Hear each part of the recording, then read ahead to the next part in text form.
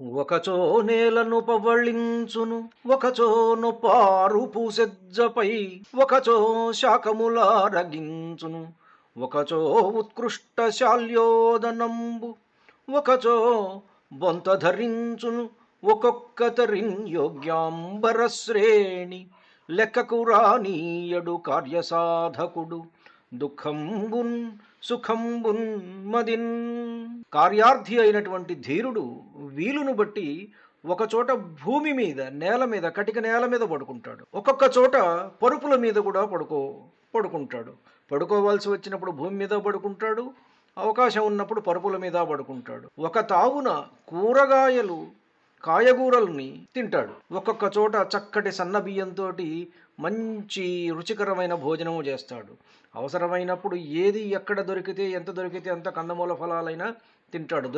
దొరికినప్పుడు ఎంత దొరికితే అంత. అవసరమైనప్పుడు దొరికినప్పుడు చక్కటి సన్న బియ్యాన్నైనా, బియ్యంతో వండినటువంటి మంచి ముష్టాన్న భోజనమైనా సేవిస్తాడు. ఒక్కొక్క సమయంలో, ఒక్కొక్క పరిస్థితుల్లో, ఒక్కొక్క చోట బొంత గుడ్డను కట్టుకోమంటే కట్టుకుంటాడు, చిరిగిన చొక్కా అయినా కట్టుకుంటాడు. ఒక్కొక్క చోట చక్కటి పట్టు పీతాంబరాలు అవకాశం వచ్చినప్పుడు అదైనా కట్టుకుంటాడు. ఇవి ఏవీ కావు అట.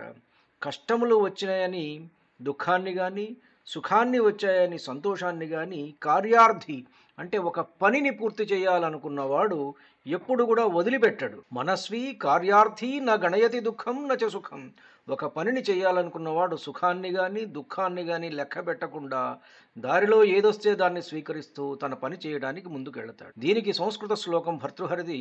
క్వచిత్ పృథ్వీశయ్య క్వచిదపి చ పర్యంకశయన క్వచిత్ శాకాహార క్వచిదపి చ శాల్యోదన రుచి క్వచిత్ కంధాధారీ క్వచిదపి చ దివ్యాంబరధరో మనస్వీ కార్యార్థి న గణయతి దుఃఖం నచ సుఖం.